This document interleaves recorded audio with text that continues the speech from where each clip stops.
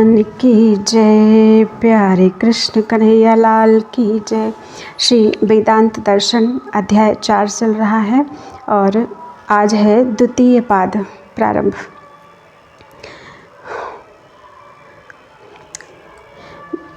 दूसरा पाद। पहले पाद में उपासना विषयक निर्णय करके जिन जीवन मुक्त महापुरुषों का ब्रह्मलोक आदि में गमन नहीं होता, उनको किस प्रकार परमात्मा की प्राप्ति होती है, इस विषय पर विचार किया गया। अब इस दूसरे पाद में जो ब्रह्म विद्या के उपासक ब्रह्मलोक में जाते हैं, उनकी गति का प्रकार बताया जाता है। साधारण मनुष्यों की और ब्रह्म विद्या के उपासक की गति में कहाँ तक समानता है, यह स्पष्ट करने के लिए पहले साधारण गति के वर्णन से प्रकरण आरंभ किया जाता है। वाङ्मनसि दर्शनात् शब्दाच्च। प्रथम ब्रह्मसूत्र। वाक मीन्स वाणी, मनसी मीन्स मन में स्थित हो जाती है, दर्शनात् मीन्स प्रत्यक्ष देखने से, चा मीन्स और, शब्दात् मीन्स वेद, शब्दात् मीन्स वेद वाणी से भी यह बात सिद्ध होती है। व्याख्या। श्रुति में यह कहा गया है कि अस्य सौम्य पुरुषस्य प्रयतो वाङ्मनसि संपद्यते। मनः प्राणे प्राणस्तेजसि तेजः परस्याम देवतायाम। इस मनुष्य के मरकर एक शरीर से दूसरे शरीर में जाते समय वाणी मन में स्थित होती है, मन प्राण में स्थित होता है और प्राण तेज में स्थित होते हैं तथा तेज पर देवता में स्थित होता है। छांदोग्य उपनिषद 6:8-6। इस वाक्य में जो वाणी का मन में स्थित होना कहा गया है, वह वाक इंद्रिय का ही स्थित होना है, केवल उसकी वृत्ति मात्र का नहीं, क्योंकि यह प्रत्यक्ष देखा जाता है कि मरणासन्न मनुष्य में मन विद्यमान रहते हुए ही वाक इंद्रिय का कार्य बंद हो जाता है तथा श्रुति में तो स्पष्ट शब्दों में यह बात कही ही है। संबंध। वाणी मन में स्थित हो जाती है, यह कहने के बाद वहाँ अन्य इंद्रियों के विषय में कुछ नहीं कहा गया, केवल मन की प्राण में स्थिति बताई गई। अतः अन्य इंद्रियों के विषय में क्या समझना चाहिए, इस पर कहते हैं अतएव चा सर्वाण्यनु। दूसरा ब्रह्मसूत्र। अतएव मीन्स इसी से, चा मीन्स यह भी समझ लेना चाहिए कि, अनु मीन्स उनके साथ साथ, सर्वाणी मीन्स समस्त इंद्रियां मन में स्थित हो जाती हैं। व्याख्या। प्रश्नोपनिषद में कहा है कि तस्माद् उपशांत तेजाः पुनर्भवम् इंद्रियैर्मनसि संपद्यमानैः, अर्थात जिसके शरीर की गर्मी शांत हो चुकी है, ऐसा जीवात्मा मन में स्थित हुई इंद्रियों के सहित पुनर्जन्म को प्राप्त होता है। प्रश्नोपनिषद 3:9। इस प्रकार श्रुति में किसी एक इंद्रिय का मन में स्थित होना ना कहकर समस्त इंद्रियों की मन में स्थिति बताई गई है तथा सभी इंद्रियों के कर्मों का बंद होना प्रत्यक्ष भी देखा जाता है। अतः पूर्वोक्त दोनों प्रमाणों से ही यह भी सिद्ध हो जाता है कि वाक इंद्रिय के साथ साथ अन्य इंद्रियां भी मन में स्थित हो जाती हैं। संबंध। उसके बाद क्या होता है, इस जिज्ञासा पर कहते हैं तन मनः प्राण उत्तरात्। तीसरा ब्रह्मसूत्र। उत्तरात् मीन्स उसके बाद के कथन से यह स्पष्ट है कि तत् मीन्स वह इंद्रियों के सहित, मनः मीन्स मन, प्राणे मीन्स प्राण में स्थित हो जाता है। व्याख्या। पूर्वोक्त श्रुति में जो दूसरा वाक्य है मनः प्राणे, छांदोग्य उपनिषद 6:8-6, उसमें यह भी स्पष्ट है कि वह मन इंद्रियों के साथ ही प्राण में स्थित हो जाता है। संबंध। उसके बाद क्या होता है, इस जिज्ञासा पर कहते हैं सोध्यक्षे तदुपगमादिभ्यः। चौथा ब्रह्मसूत्र। तदुपगमादिभ्यः मीन्स उस जीवात्मा के गमन आदि के वर्णन से यह सिद्ध है कि सह मीन्स वह प्राण, मन और इंद्रियों के साथ, अध्यक्षे मीन्स अपने स्वामी जीवात्मा में स्थित हो जाता है। व्याख्या। बृहदारण्यक में कहा है कि उस समय यह आत्मा नेत्र से या ब्रह्मरंध्र से अथवा शरीर के अन्य किसी मार्ग द्वारा शरीर से बाहर निकलता है। उसके निकलने पर उसी के साथ प्राण भी निकलता है और प्राण के निकलने पर उसके साथ सब इंद्रियां निकलती हैं। बृहदारण्यक उपनिषद 4.4.2। श्रुति के इस गमन विषयक वाक्य से यह सिद्ध हो जाता है कि इंद्रिय और मन सहित प्राण अपने स्वामी जीवात्मा में स्थित होता है। यद्यपि पूर्व श्रुति में प्राण का तेज में स्थित होना कहा है, किंतु बिना जीवात्मा के केवल प्राण और मन सहित इंद्रियों का गमन संभव नहीं। इसलिए दूसरी श्रुति में कहे हुए जीवात्मा को भी यहाँ सम्मिलित कर लेना उचित है। संबंध उसके बाद क्या होता है, इस जिज्ञासा पर कहते हैं भूतेषु तच्छ्रुतेः। पांचवा ब्रह्म सूत्र तच्छ्रुतेः मीन्स तद विषयक श्रुति प्रमाण से यह सिद्ध होता है कि भूतेषु मीन्स प्राण और मन इंद्रियों सहित जीवात्मा पांचों सूक्ष्म भूतों में स्थित होता है। व्याख्या पूर्व श्रुति में जो यह कहा है कि प्राण तेज में स्थित होता है, उससे यह सिद्ध होता है कि जीवात्मा मन और समस्त इंद्रियां ये सब के सब सूक्ष्म भूत समुदाय में स्थित होते हैं, क्योंकि सभी सूक्ष्म भूत तेज के साथ मिले हुए हैं। अतः तेज के नाम से समस्त सूक्ष्म भूत समुदाय का ही कथन है। संबंध पूर्व श्रुति में प्राण का केवल तेज में ही स्थित होना कहा गया है। अतः यदि सब भूतों में स्थित होना ना मानकर एक तेजस तत्व में ही स्थित होना मान लिया जाए तो क्या हानि है। इस जिज्ञासा पर कहते हैं नैकस्मिन् दर्शयतो हि।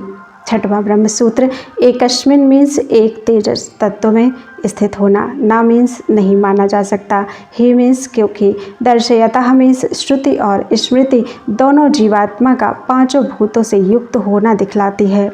व्याख्या इस बात का निर्णय पहले ब्रह्मसूत्र 3.1.2 में कर दिया गया है कि एक जल या एक तेज के कथन से पांचों तत्वों का ग्रहण है, क्योंकि उस प्रकरण में पृथ्वी जल और तेज इन तीन तत्वों की उत्पत्ति का वर्णन करके तीनों का मिश्रण करने की बात कही है।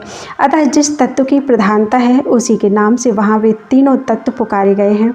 इससे शरीर पांच भौतिक है यह बात प्रत्यक्ष दिखाई देने से तथा श्रुति में भी पृथ्वीमय, आपोमय, वायुमय, आकाशमय और तेजोमय बृहदारण्यक उपनिषद 4.4.5 इन विशेषणों का जीवात्मा के साथ प्रयोग देखा जाने से भी यही सिद्ध होता है कि प्राण और मन इंद्रिय आदि के सहित जीवात्मा एकमात्र तेजस तत्व में स्थित नहीं होता, अपितु शरीर के बीजभूत पांचों भूतों के सूक्ष्म स्वरूप में स्थित होता है। वही इसका सूक्ष्म शरीर है जो कि कठोपनिषद में रथ के नाम से कहा गया है। कठोपनिषद 1.3.3। इसके सिवा स्मृति में भी कहा है अंत्रयो मात्रा विनाशिन्यो दशार्धानां तु याः स्मृताः ताभि सार्धमिदं सर्वं संभवत्यनुपूर्वशः। मनुस्मृति 1.27। पांचों भूतों की जो विनाशशील पांच सूक्ष्म तन्मात्राएं अर्थात रूप, रस, गंध, स्पर्श और शब्द कही गई हैं, उनके साथ यह संपूर्ण जगत क्रमशः उत्पन्न होता है।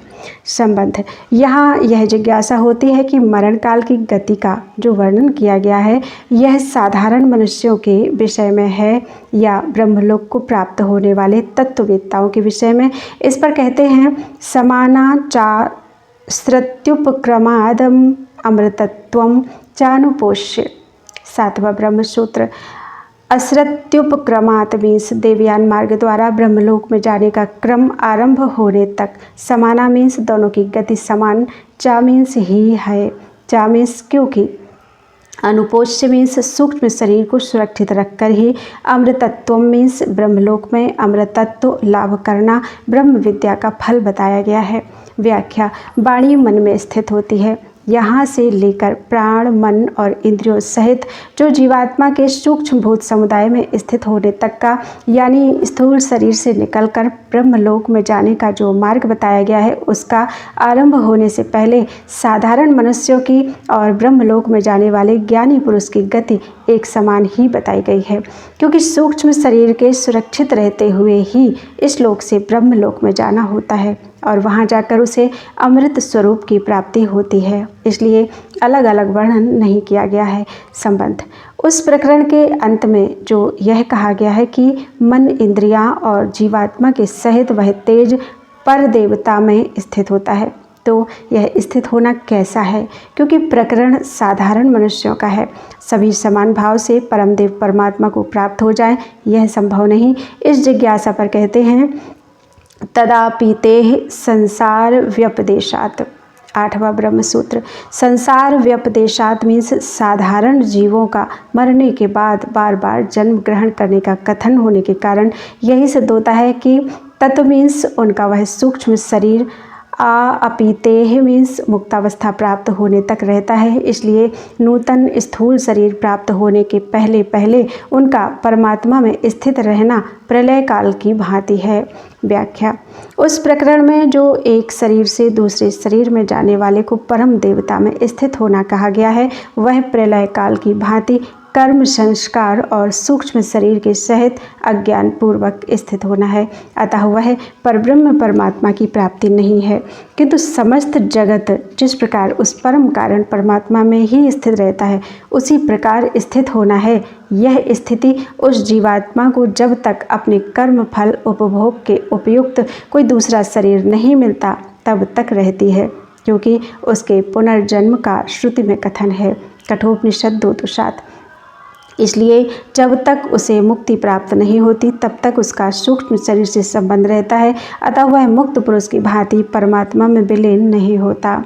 संबंध उस प्रकरण में तो जीवात्मा का सबके सहित आकाश आदि भूतों में स्थित होना बताया गया है। वहाँ यह नहीं कहा गया कि वह सूक्ष्म भूत समुदाय में स्थित होता है। अतः उसे स्पष्ट करते हैं सूक्ष्मम प्रमाणतश्च तथोपलब्धेः। 9वां ब्रह्म सूत्र। प्रमाणतः मीन्स वेद प्रमाण से, चा मीन्स और, तथोपलब्धेः मीन्स वैसी उपलब्धि होने से भी यही सिद्ध होता है कि सूक्ष्मम जिसमें जीवात्मा स्थित होता है वह भूत समुदाय सूक्ष्म है। व्याख्या मरण काल में जिस आकाश आदि भूत समुदाय में सबके सहित जीवात्मा का स्थित होना कहा गया है, वह भूत समुदाय सूक्ष्म है, स्थूल नहीं है।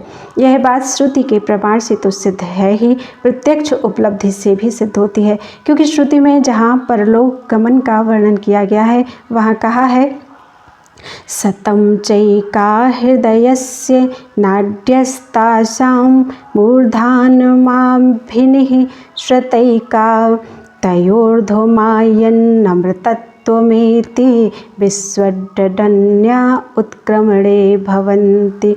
इस जीवात्मा के हृदय में 101 नाड़ियाँ हैं। उनमें से एक कपाल की ओर निकली हुई है, इसी को सुषुम्ना कहते हैं। उसके द्वारा ऊपर जाकर मनुष्य अमृत भाव को प्राप्त होता है। दूसरी नाड़ियाँ मरण काल में नाना योनियों में ले जाने वाली होती हैं। छांदोग्य उपनिषद 8:6-6। इसमें जो नाड़ी द्वारा निकल कर जाने की बात कही है, यह सूक्ष्म भूतों में स्थित जीवात्मा के लिए ही संभव है तथा मरण काल में समीपवर्ती मनुष्यों को उसका निकलना नेत्रेंद्रिय आदि से दिखलाई नहीं देता। इससे भी उन भूतों का सूक्ष्म होना प्रत्यक्ष है। इस प्रकार श्रुति प्रमाण और प्रत्यक्ष प्रमाण से भी उस भूत समुदाय का सूक्ष्म होना सिद्ध होता है। संबंध प्रकारांतर से उसी बात को सिद्ध करते हैं। नोपमर्देनातः 10वां ब्रह्म सूत्र। अतः वह भूत समुदाय सूक्ष्म होता है। इसीलिए उपमर्देन मीन्स इस स्थूल शरीर का दाह आदि के द्वारा नाश कर देने से ना मीन्स उसका नाश नहीं होता। व्याख्या मरण काल में जीवात्मा जिस आकाश आदि भूत समुदाय रूप शरीर में स्थित होता है, वह सूक्ष्म है। इसीलिए इस स्थूल शरीर का दाह आदि के द्वारा नाश कर देने से भी उस सूक्ष्म शरीर का कुछ नहीं बिगड़ता। जीवात्मा सूक्ष्म शरीर के साथ इस स्थूल शरीर से निकल जाता है। इसीलिए इस स्थूल शरीर का दाह संस्कार करने पर भी जीवात्मा को किसी प्रकार के कष्ट का अनुभव नहीं होता। संबंध उपर्युक्त कथन की ही पुष्टि करते हुए कहते हैं अस्यैव चोपपत्तेरेश ऊष्मा। 11वां ब्रह्म सूत्र। ऐसा मीन्स यह, ऊष्मा मीन्स गर्मी जो कि जीवित शरीर में अनुभूत होती है। अस्य मीन्स अस्य एव मीन्स इस सूक्ष्म शरीर की ही है। उपपत्ते ही मीन्स युक्ति से, चा मीन्स भी यह बात सिद्ध होती है क्योंकि सूक्ष्म शरीर के निकल जाने पर स्थूल शरीर गर्म नहीं रहता। व्याख्या सूक्ष्म शरीर सहित जीवात्मा जब इस स्थूल शरीर से निकल जाता है उसके बाद इसमें गर्मी नहीं रहती।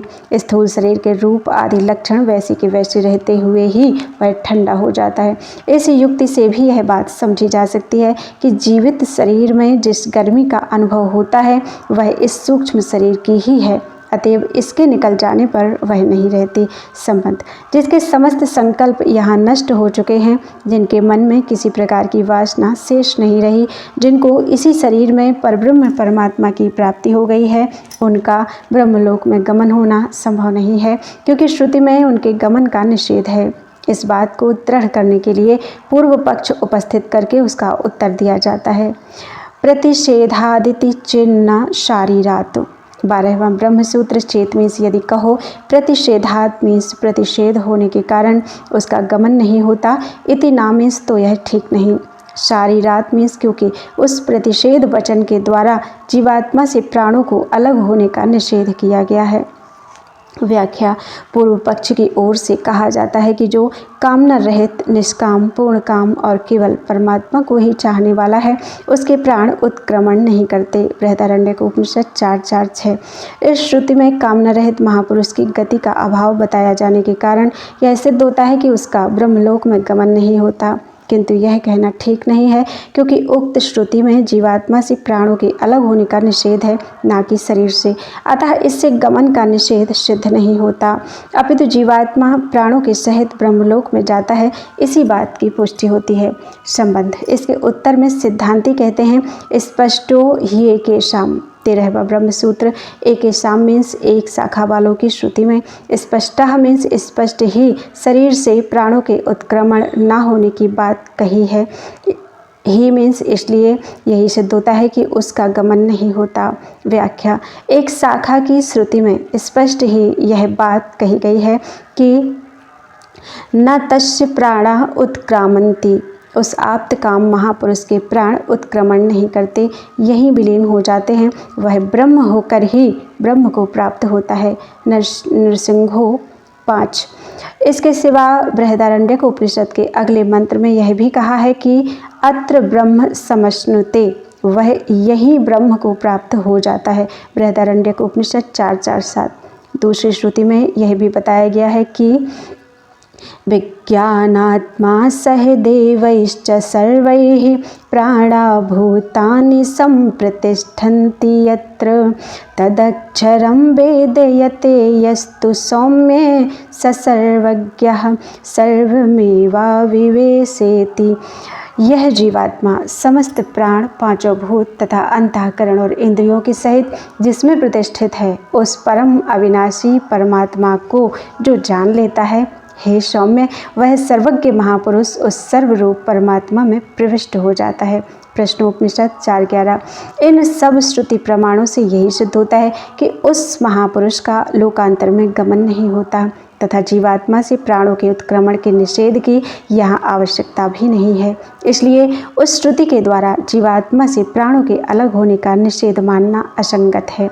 संबंध स्मृति प्रमाण से उसी बात को दृढ़ करते हैं। स्मर्यते च 14वां ब्रह्मसूत्र चा मीन्स तथा, स्मर्यते मीन्स स्मृति से भी यही सिद्ध होता है। व्याख्या जिसका मोह सर्वथा नष्ट हो गया है, ऐसा स्थित प्रज्ञ ब्रह्मवेत्ता ब्रह्म में स्थित रहता हुआ ना तो प्रिय को पाकर हर्षित होता है, ना अप्रिय को पाकर उद्विग्न ही होता है। गीता अध्याय 5 20वां श्लोक। न प्रहृष्येत प्रियं प्राप्य नोद्विजेत प्राप्य चाप्रियं स्थिरबुद्धिर्सम्मूढ़ो ब्रह्मविद् ब्रह्मणि स्थितः। जिनके पाप सर्वथा नष्ट हो चुके हैं, जो सब प्राणियों के हित में संलग्न हैं तथा जिनके समस्त संशय नष्ट हो चुके हैं, ऐसे विजितात्मा महापुरुष शांत ब्रह्म को प्राप्त है। लभन्ते ब्रह्म निर्वाण मृषयः क्षीणकल्मषाः छिन्नद्वैधायतात्मानः सर्वभूतहिते रताः। गीता अध्याय 5 25वां श्लोक। उनके सब ओर ब्रह्म ही बरतता है। अमितो ब्रह्म निर्वाणम वर्तते विदितात्मनाम। गीता 5:26। इस प्रकार स्मृति में जगह जगह उन महापुरुषों का जीवन काल में ही ब्रह्म को प्राप्त होना कहा गया है तथा जहाँ गमन का प्रकरण आया है वहाँ शरीर से समस्त सूक्ष्म तत्वों को साथ लेकर ही गमन करने की बात कही है। 15:7। इसलिए भी यही सिद्ध होता है कि जिन महापुरुषों को जीवन काल में ही परब्रह्म परमात्मा की प्राप्ति हो जाती है उनका किसी भी परलोक में गमन नहीं होता। संबंध: जो महात्मा जीवन काल में परमात्मा को प्राप्त हो चुके हैं वे यदि परलोक में नहीं जाते तो शरीर नाश के समय कहाँ रहते हैं, इस जिज्ञासा पर कहते हैं तानि परे तथा ह्याह। 15वां ब्रह्म सूत्र। तानि मीन्स वे, प्राण, अंतःकरण, 5 सूक्ष्म भूत तथा इंद्रियां सब के सब, परे मीन्स उस पर ब्रह्म में विलीन हो जाते हैं। ही मीन्स क्योंकि, तथा मीन्स ऐसा ही, आह मीन्स श्रुति कहती है। व्याख्या: जो महापुरुष जीवन काल में ही परमात्मा को प्राप्त हो जाता है वह एक प्रकार से निरंतर उस परब्रह्म परमात्मा में ही स्थित रहता है, उससे कभी अलग नहीं होता, तो भी लोक दृष्टि से शरीर में रहता है। अतः जब प्रारब्ध पूरा होने पर शरीर का नाश हो जाता है उस समय वह शरीर, अंतःकरण और इंद्रिय आदि सब कलाओं के सहित उस परमात्मा में ही विलीन हो जाता है। श्रुति में भी यही कहा है। उस महापुरुष का जब देहपात होता है उस समय 15 कलाएं और मन सहित समस्त इंद्रियों के देवता ये सब अपने अपने अभिमानी देवताओं में स्थित हो जाते हैं। उनके साथ जीवन मुक्त का कोई संबंध नहीं रहता। उसके बाद विज्ञान में जीवात्मा, उसके समस्त कर्म और उपर्युक्त सब देवता ये सब के सब परब्रह्म में विलीन हो जाते हैं। मुंडक उपनिषद 3:2-7।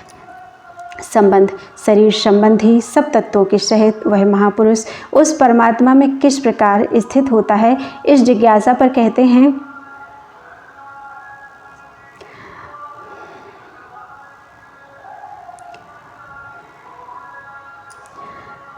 अविभागो वचनात्। 16वां ब्रह्मसूत्र। वचनात् मीन्स श्रुति के कथन से यह मालूम होता है कि अविभागः मीन्स विभाग नहीं रहता। व्याख्या: मरण काल में साधारण मनुष्यों का जीवात्मा के सहित उस परम देव में स्थित होना कहा गया है तथा अपने अपने कर्मानुसार भिन्न भिन्न योनियों में कर्मफल का उपभोग करने के लिए वहाँ से उनका जाना भी बताया गया है। कठोपनिषद 2:5-7। इसलिए प्रलय की भांति परमात्मा में स्थित होकर भी वे उनसे विभक्त ही रहते हैं, किंतु यह ब्रह्मज्ञानी महापुरुष तो सब तत्वों के सहित यही परमात्मा में लीन होता है, अतः विभाग रहित होकर अपने परम कारणभूत ब्रह्म में मिल जाता है। श्रुति भी ऐसा ही वर्णन करती है। जिस प्रकार बहती हुई नदियाँ अपना अपना नाम रूप छोड़कर समुद्र में विलीन हो जाते हैं, उसी प्रकार ज्ञानी महात्मा नाम रूप से रहित होकर उत्तम से उत्तम दिव्य परम पुरुष परमात्मा को प्राप्त हो जाता है। मुंडक उपनिषद 3:2-8। यह मंत्र पृष्ठ 47 में अर्थ सहित आ गया है। संबंध: ब्रह्मलोक में जाने वालों की गति का प्रकार बताने के उद्देश्य से प्रकरण आरंभ करके 7वें सूत्र में यह सिद्ध किया गया कि मृत्यु काल में प्राण, मन और इंद्रियों के सहित जीवात्मा स्थूल शरीर से निकलते समय सूक्ष्म 5 भूतों के समुदाय रूप सूक्ष्म शरीर में स्थित होता है। यहाँ तक तो साधारण मनुष्य के समान ही विद्वान की भी गति है। उसके बाद 8वें सूत्र में यह निर्णय किया गया कि साधारण मनुष्य तो सबके कारण रूप परमेश्वर में प्रलय काल की भांति स्थित होकर परमात्मा के विधानानुसार कर्मफल के भोग के लिए दूसरे शरीर में चले जाते हैं, किंतु ब्रह्मवेत्ता ब्रह्मलोक में जाता है। फिर प्रसंगवश 9वें से 11वें सूत्र तक सूक्ष्म शरीर की सिद्धि की गई और 12वें से 16वें तक जिन महापुरुषों को जीवन काल में ही ब्रह्म का साक्षात्कार हो जाता है वे ब्रह्मलोक में ना जाकर यही ब्रह्म में लीन हो जाते हैं, यह निर्णय किया गया। अब इस 17वें सूत्र से पुनः ब्रह्मलोक में जाने वाले विद्वान की गति के विषय में विचार आरंभ करते हैं। सूक्ष्म शरीर में स्थित होने के अनंतर वह विद्वान किस प्रकार ब्रह्मलोक में जाता है, यह बताने के लिए अगला प्रकरण प्रस्तुत किया जाता है। तदोकोग्रज्वलनम तत्प्रकाशित द्वारो विद्या सामर्थ्यात् तच्छेष गत्यनुस्मृति योगाच्च हार्दानुग्रहीतः शताधिकया। 17वां ब्रह्मसूत्र। स्थूल शरीर से निकलते समय तदोकोग्रज्वलनम, उस जीवात्मा का निवास स्थान जो हृदय है उसके अग्रभाग में प्रकाश हो जाता है। तत्प्रकाशित द्वारा, उस प्रकाश से जिसके निकलने का द्वार प्रकाशित हो गया है, ऐसा वह विद्वान विद्या सामर्थ्यात्, ब्रह्म विद्या के प्रभाव से, चामीस तथा तत्क्षेप गत्यनुस्मृति योगात, उस विद्या का शेष अंग जो ब्रह्मलोक में गमन है, उस गमन विषयक संस्कार की स्मृति के योग से हार्दानुग्रहीता, हृदयस्थ परमेश्वर की कृपा से अनुग्रहित हुआ, शताधिकया 100 नाड़ियों से अधिक जो एक सुषुम्ना नाड़ी है उसके द्वारा ब्रह्मरंध्र से निकलता है। व्याख्या। श्रुति में मरणासन्न मनुष्य के समस्त इंद्रिय, प्राण तथा अंतःकरण लिंग शरीर में एक हो जाने की बात कहकर हृदय के अग्रभाग में प्रकाश होने का कथन आया है। तस्य हैतस्य हृदयस्याग्रम प्रद्योतते तेन प्रद्योतेनैव आत्मा निष्क्रामति, इसके उस हृदय का अग्रभाग प्रकाशित होने लगता है, उसी से यह आत्मा निकलता है। बृहदारण्यक उपनिषद 4.4.2। तथा साधारण मनुष्य और ब्रह्मवेत्ता के निकलने का रास्ता इस प्रकार भिन्न भिन्न बताया है कि हृदय से संबद्ध 101 नाड़ियाँ हैं, उनमें से एक मस्तक की ओर निकली है, उसके द्वारा ऊपर की ओर जाने वाला विद्वान अमृत तत्व को प्राप्त होता है। शरीर से जब जाते समय अन्य नाड़ियाँ इधर उधर के मार्ग से नाना योनियों में ले जाने वाली होती हैं। छांदोग्य उपनिषद 8.6.6। इन श्रुति प्रमाणों से यही निश्चय होता है कि मरण काल में वह महापुरुष हृदय के अग्रभाग में होने वाले प्रकाश से प्रकाशित ब्रह्मरंध्र के मार्ग से इस स्थूल शरीर के बाहर निकलता है और ब्रह्म विद्या के प्रभाव से उसके फल रूप ब्रह्मलोक की प्राप्ति के संस्कार की स्मृति से युक्त हो हृदय स्थित सर्वसुहृद परब्रह्म परमेश्वर से अनुग्रहित हुआ सूर्य की रश्मियों में चला जाता है। संबंध। उसके बाद क्या होता है, इस जिज्ञासा पर कहते हैं रश्म्यानुसारी 18वां ब्रह्मसूत्र। रश्म्यानुसारी में सूर्य की रश्मियों में स्थित हो उन्हीं का अवलंबन करके वह सूर्यलोक के द्वार से ब्रह्मलोक में चला जाता है। व्याख्या। इस स्थूल शरीर से बाहर निकलकर वह जीवात्मा इन सूर्य की रश्मियों द्वारा ऊपर चढ़ता है। वहाँ ओम ऐसा कहता हुआ जितनी देर में मन जाता है उतने ही समय में सूर्यलोक में पहुँच जाता है। यह सूर्य ही विद्वानों के लिए ब्रह्मलोक में जाने का द्वार है, यह अविद्वानों के लिए बंद रहता है, इसलिए वे नीचे के लोकों में जाते हैं। यह मंत्र सूत्र 4.2.9 की व्याख्या में अर्थ सहित आ गया है। छांदोग्य उपनिषद 8.6.5। इस श्रुति के कथन से यह सिद्ध होता है कि ब्रह्मरंध्र के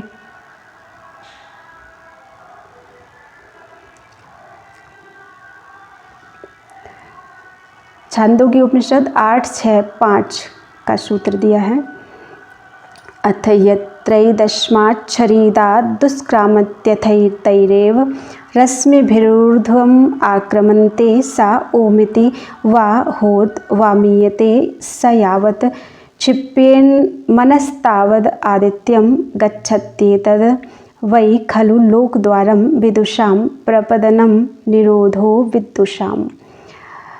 इस श्रुति के कथन से यह सिद्ध होता है कि ब्रह्मरंध्र के मार्ग द्वारा स्थूल शरीर से बाहर निकलकर ब्रह्मवेत्ता सूर्य की रश्मियों में स्थित होकर उन्हीं का आश्रय लेकर सूर्यलोक के द्वार से ब्रह्मलोक में चला जाता है, उसमें उसको विलंब नहीं होता। संबंध। रात्रि के समय तो सूर्य की रश्मियाँ नहीं रहती, अतः यदि किसी ज्ञानी का देहपात रात्रि के समय हो तो उसका क्या होता है। इस जिज्ञासा पर कहते हैं निशिनेति चेन्ना संबंधस्थ यावत देह भावित्वा दर्शयति च। 19वां ब्रह्मसूत्र। चेत मीन्स यदि कहो कि निशि मीन्स रात्रि में, ना मीन्स सूर्य की रश्मियों से नाड़ी द्वारा उसका संबंध नहीं होता, इति ना मीन्स तो यह कहना ठीक नहीं है। ही मीन्स क्योंकि संबंधस्य मीन्स नाड़ी और सूर्य रश्मियों के संबंध की, यावद देह भावित्वात् मीन्स जब तक शरीर रहता है तब तक सत्ता बनी रहती है, इसलिए दिन हो या रात कभी भी नाड़ी और सूर्य रश्मियों का संबंध विच्छिन्न नहीं होता। दर्शयति चा मीन्स यही बात श्रुति भी दिखाती है। व्याख्या, यदि कोई ऐसा कहे कि रात्रि में देहपात होने पर नाड़ियों से सूर्य किरणों का संबंध नहीं होगा, इसलिए उस समय मृत्यु को प्राप्त हुआ विद्वान सूर्यलोक मार्ग से गमन नहीं कर सकता, तो उसका यह कहना ठीक नहीं है, क्योंकि श्रुति में कहा है कि इस सूर्य की ये रश्मियाँ इस लोक में और उस सूर्य लोक में दोनों जगह गमन करती हैं। वे सूर्यमंडल से निकलती हुई शरीर की नाड़ियों में व्याप्त हो रही हैं तथा नाड़ियों से निकलती हुई सूर्य में फैली हुई हैं।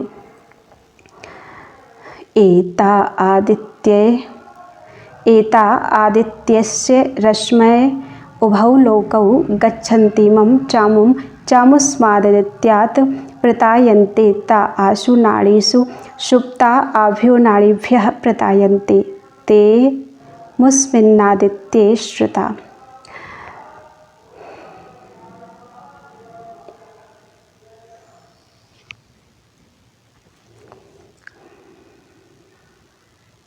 छांदोग्य उपनिषद 8:6-2। इसलिए श्रुति के इस कथनानुसार जब तक शरीर रहता है तब तक हर जगह और हर समय सूर्य की रश्मियाँ उसकी नाड़ियों में व्याप्त रहती हैं।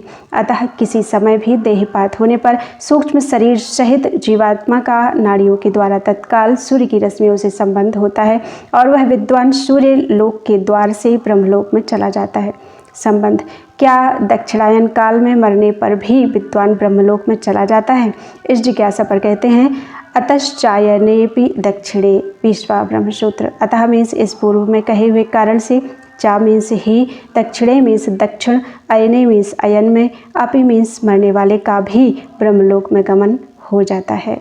व्याख्या, पूर्व सूत्र के कथनानुसार जिस प्रकार रात्रि के समय सूर्य की रश्मियों से संबंध हो जाने में कोई बाधा नहीं होती, उसी प्रकार दक्षिणायन काल में भी कोई बाधा न होने से वह विद्वान सूर्यलोक के मार्ग से जा सकता है। इसलिए यही समझना चाहिए कि दक्षिणायन के समय शरीर छोड़कर जाने वाला महापुरुष भी ब्रह्म विद्या के प्रभाव से सूर्यलोक के द्वार से तत्काल ब्रह्मलोक में पहुँच जाता है।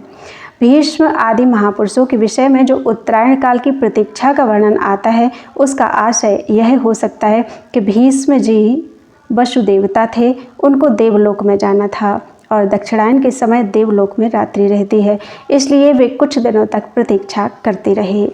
संबंध, यहाँ यह जिज्ञासा होती है कि हे अर्जुन, जिस काल में शरीर त्याग कर गए हुए योगी लोग पीछे ना लौटने वाली और पीछे लौटने वाली गति को प्राप्त होते हैं, वह काल मैं तुझे बतलाता हूँ। गीता अध्याय 8 23वां श्लोक।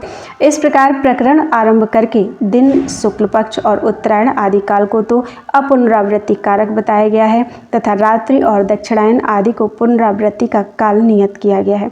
फिर यहाँ कैसे कहा गया कि रात्रि और दक्षिणायन में भी देह त्याग करने वाला विद्वान ब्रह्मलोक में जा सकता है? इस पर कहते हैं योगिनः प्रति च स्मर्यते स्मारते चैते 21वां ब्रह्मसूत्र।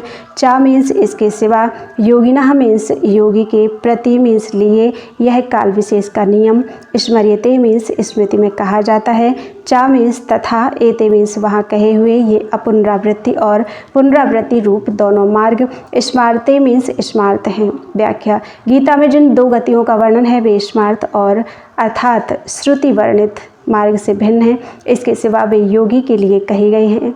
इस प्रकार विषय का भेद होने के कारण वहाँ आवृत्ति और अनावृत्ति के लिए नियत किए हुए काल विशेष से इस श्रुति निरूपित गति में कोई विरोध नहीं आता। जो लोग गीता के श्लोकों में काल शब्द के प्रयोग से दिन रात, शुक्ल पक्ष, कृष्ण पक्ष, उत्तरायण, दक्षिणायन इन शब्दों को कालवाचक मानकर उनसे काल विशेष को ही ग्रहण करते हैं, उन्हीं के लिए यह समाधान किया गया है। किंतु यदि उन शब्दों का अर्थ लोकांतर में पहुँचाने वाले उन कालों के अभिमानी देवता मान लिया जाए तो श्रुति के वर्णन से कोई विरोध नहीं है। दूसरा पाद संपूर्ण। बोलो वृंदावन बिहारी लाल की जय। त्वदीयं वस्तु गोविंद तुभ्यमेव समर्पये तेन त्वदंघ्रि कमले रतिं मे यच्छ शाश्वतीम्।